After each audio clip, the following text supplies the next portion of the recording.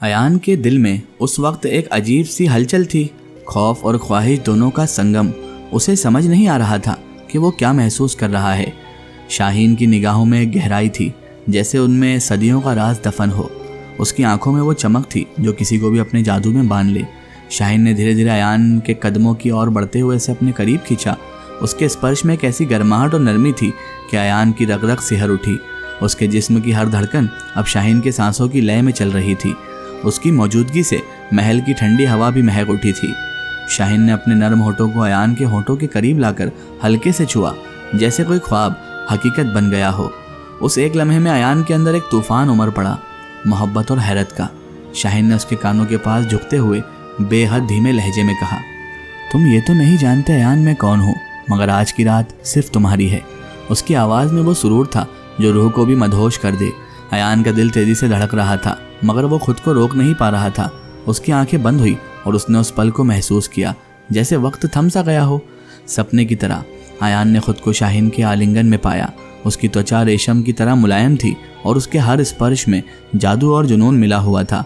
वो एक ऐसी जिनजादी थी जिसकी आंखों में रहस्य और होठों पर नज़ाकत थी। अयान उसकी मोहब्बत में पूरी तरह खो गया था। उसके हर लम्हे में एक लज्जत, और जिस तरह से वो अयान को चूम रही थी उसमें एक सुकून था। अयान ने पहले कभी ऐसा महसूस नहीं किया था जैसे वो किसी और जहां में हो, लेकिन उसी ख्वाब में एक अजीब सा डर भी था, एक एहसास की ये सब हकीकत तो नहीं है। अचानक सपना टूट गया। अयान ने हड़बड़ाकर आंखें खोली। उसका सीना तेजी से उड़ गिर रहा था, पसीने की बूंदें माथे पर चमक रही थी। उसने चारों ओर देखा, सब कुछ वैसा ही था, बस शाहीन कहीं नहीं थी। सुबह की किरणें महल की टूटी खिड़कियों से छनकर आ रही थी। अयान ने गहरी सांस ली और बाहर जाने को तैयार हुआ। बाहर शाहीन बाग में फूलों को पानी दे रही थी। उसे देखकर अयान के भीतर कल रात का सपना फिर ताज़ा हो उठा। शाहीन ने मुस्कुराते हुए पूछा, सुबह की रौनक कैसी लगी अयान? नींद तो चैन की आई होगी ना? अयान ने हल्की सी मुस्कान के साथ कहा, हाँ आई तो थी, मगर कुछ ख्वाब अजीब थे। उसने अपने ख्वाब का जिक्र नहीं किया, डरते हुए कि कहीं शाहीन समझ न जाए कि उसने क्या देखा है। शाहीन ने उसकी आंखों में झांकते हुए मुस्कुराकर कहा, कभी कभी ख्वाब हमारी रूह की तस्वीर होते हैं।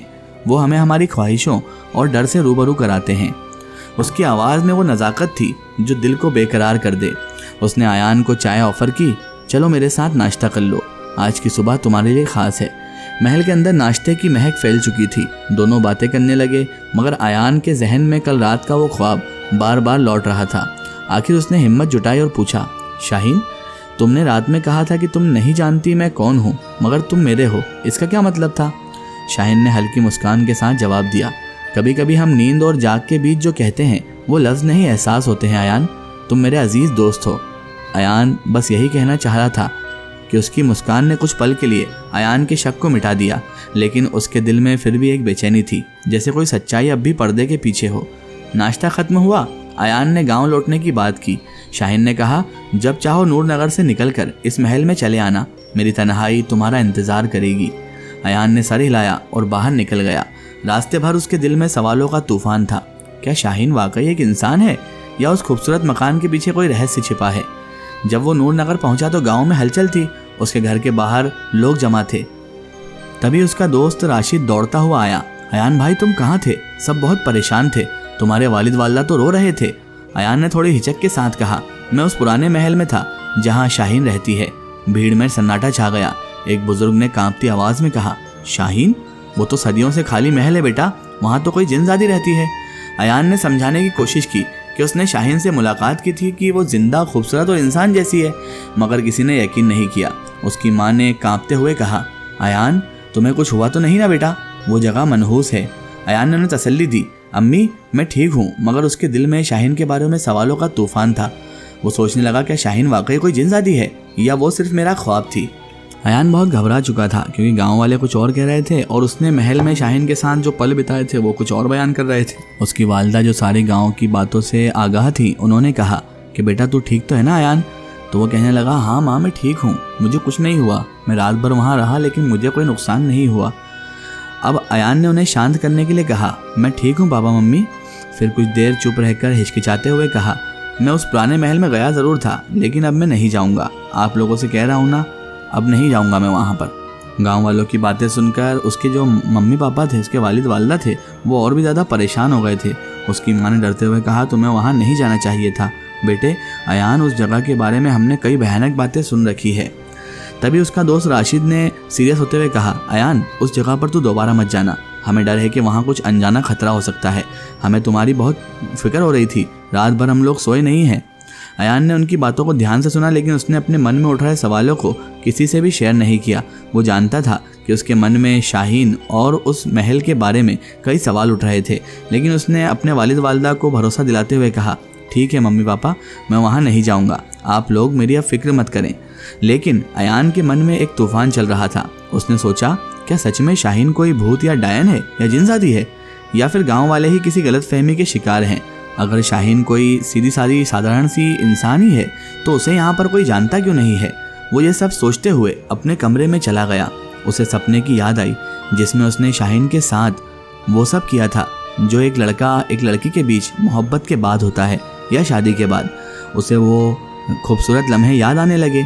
उसके मन में बेचैनी थी, लेकिन उसने किसी भी बंदे को, किसी भी शख्स को अपने इस ख्वाब या उसके साथ जो भी हुआ वो ख्वाब था या हकीकत, किसी को कुछ नहीं बताया। वो सोचता रहा, क्या मैं सच में किसी भ्रम में था या शाहीन सच में वहाँ रहती है और ये सब मेरे साथ और शाहीन के साथ जो हुआ है, क्या हमने ये सच में किया है या ये सब कुछ एक सपना था। अगर वो सच में एक जिनजादी है तो उसने मुझे क्यों नहीं नुकसान पहुँचाया। उस दिन अयान को उसके वालिद वालिदा ने घर से बाहर नहीं निकलने दिया।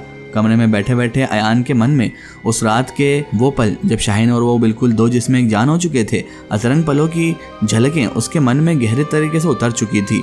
उसे बार बार वही एहसास आ रहा था, उसकी नज़दीकियों का एहसास, उसकी मीठी बातें और उसकी आंखों की गहराई ने अयान को पूरी तरह से अपने बस में कर लिया था। लेकिन जैसे जैसे ये यादें उसकी सोच पर हावी हो रही थी, वैसे वैसे उसके मन में डर और उलझन भी बढ़ रही थी। अगले दिन सुबह अयान ने देखा कि गांव के कुछ लोग उसके घर के सामने खड़े होकर उसे लेकर चर्चा कर रहे थे। उनकी आंखों में साफ तौर से अलग ही डर नजर आ रहा था और उनकी आंखों में बिल्कुल धोखा झलक रहा था। उनकी फुसफुसाहटें अयान के कानों तक पहुंच रही थी। क्या ये सच है कि वो महल में रात बिताकर आया है?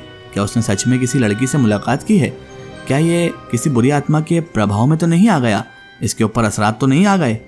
अयान के माता पिता का भी डर कम नहीं हुआ था। उसकी माँ और उसके पापा बहुत ज़्यादा टेंशन में थे। उसे कमरे से बाहर आते हुए देखकर वो दोनों उसके पास आते हुए कहते हैं, बेटा हमें बहुत डर लग रहा है। हमने सुना है कि उस महल में कोई लड़की नहीं रहती और वहाँ जो भी साया है वो बहुत ख़तरनाक है और उस महल में जो भी गया है वो कभी सही सलामत वापस नहीं आया। तुम और कभी भी उस महल की तरफ मत जाना बेटा।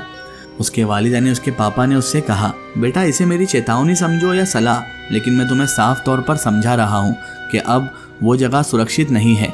तुम्हें हमारी बात माननी होगी और तुम वहाँ कभी भी नहीं जाओगे। अयान ने अपने वालिद वालिदा को भरोसा दिलाने के लिए उन लोगों से झूठ बोल दिया कि मैं समझता हूँ, आप लोग चिंता मत करो, मैं वहाँ पर दोबारा नहीं जाऊँगा। लेकिन अंदर से अयान का मन पूरी तरह से उलझन में था। वो शाहीन के बारे में सोचता रहा।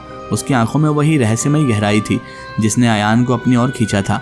क्या वो सच में कोई साधारण लड़की है या वाकई में कोई भूत प्रेत, जिन्नात या जिनजाद है? ये सवाल उसके मन में बार बार उठ रहा था, लेकिन इस सवाल का जवाब उसे खुद ढूंढना था। गांव वालों के डर और उसके वालिद वालिदा की फिक्र के बावजूद अयान का दिल बार बार महल की ओर खींच रहा था। शाहीन कौन है? वो मुझे क्यों इतना अपनी तरफ खींच रही है? अयान का मन उसके अंदर चल रही उथल पुथल को समझने की कोशिश कर रहा था। इसका एक ही स्टोरी हम देखेंगे इसके अगले पार्ट में।